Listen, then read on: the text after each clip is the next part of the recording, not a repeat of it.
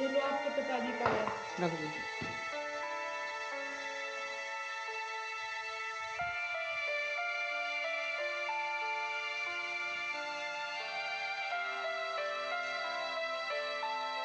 भाई साहब, ओ भाई साहब, ये लो आपके पापा का खत। अगर तुम ये पढ़ रहे तो तुम्हें मेरा खत मिला होगा।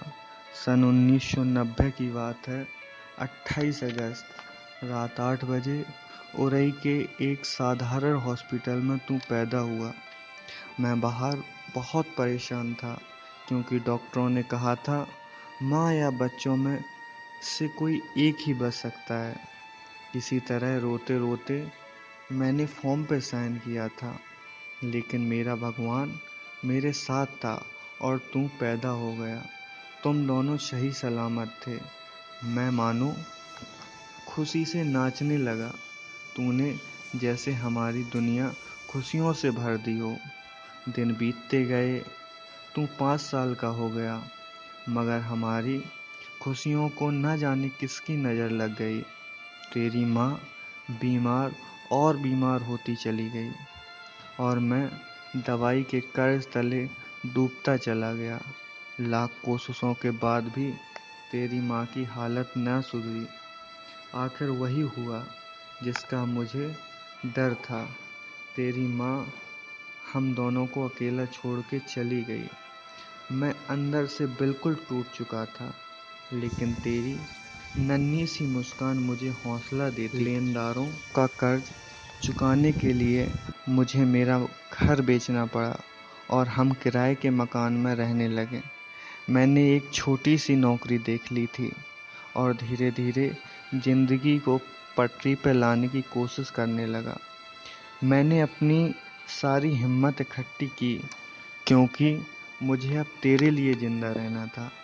अब मेरी ज़िंदगी का एक ही मतलब था, तुझे पढ़ा लिखा के काबिल और अच्छा इंसान बनाना। सही कहते हैं वक्त हर मर्ज की दवा है। शायद यह सही भी है। बचाल से चलता है, दिन महीनों में बदले और महीने सालों में। तू अच्छे नंबर से पास हो गया। मुझे लगा मेरी मेहनत सफल हो गई। तुझमें मैं अपने सपनों को देखता था। तू मेहनती था, इसलिए जल्द ही तूने अपने बलबूते पे एक अच्छी नौकरी देख ली। वक्त कुछ और बीतता गया। देखते देखते तूने अपने लिए एक लड़की पसंद कर ली। मैं तेरे लिए खुश था, लेकिन काश तू शादी के पवित्र बंधन में बंधने से पहले मेरा आशीर्वाद लेना जरूरी समझता। लेकिन खैर, तेरी खुशी में मैं अपनी खुशी ढूंढता रहा। बहू को शायद मेरा घर में रहना पसंद नहीं था। उसमें उसका कोई दोष नहीं है। मॉडर्न ज़माने की बहू है, आज़ाद ख्यालों वाली। तुम दोनों की लड़ाई की आवाज़ मेरे कानों तक आती। मैं बहुत डर जाता, इसलिए नहीं कि बहू मुझे कुछ कह रही है, बल्कि इसलिए क्योंकि तुम्हारे संसार में मेरी वजह से मुश्किल पैदा ना हो जाए। मैं समझ गया था एक दिन तू मुझे मेरे नए घर में ले जाएगा, क्योंकि तू मेरा अच्छा बेटा है ना। आखिर वो दिन आ गया। तू मुझे इस नए घर में ले आया। अपना घर कहने को ये अपना है, लेकिन न जाने लोग इसे आश्रम भी कहते हैं। खैर, मैंने अब इसे अपना मान लिया था, तेरी खुशी के खातिर। कुछ महीने तक तू मुझे मिलने महीने में 3 बार आता था और मैं भी बेसब्री से तेरा इंतज़ार करता था। धीरे धीरे तेरा इंतज़ार बढ़ता गया और मैं घंटों दरवाज़ों की ओर देखता रहता था और कभी कभी पता नहीं मेरी आँख भी लग जाती थी। फिर मैंने अपने आप से कहा, मेरा बेटा ऐसा नहीं है जैसा लोग समझते हैं। वो ज़रूर अपने काम में व्यस्त होगा। और मैंने ये मान भी लिया था। लेकिन बेटा, मुझे तुझसे एक बात कहनी है। जब तू यहाँ आए तो यहाँ के पंखे ठीक करवा देना।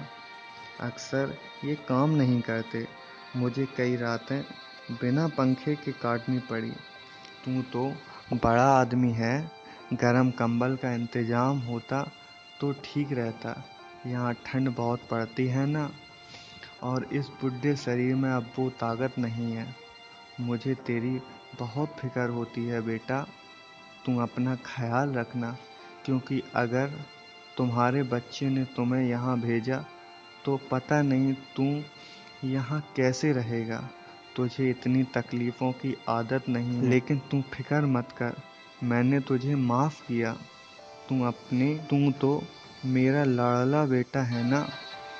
अगर हो सके तो अपने बच्चों को बड़ा आदमी हो ना हो, लेकिन एक अच्छा इंसान ज़रूर बनाना, ताकि दुनिया में दूसरा कोई अपना घर ना हो। सदा सुखी रहो बेटा, तेरे पापा।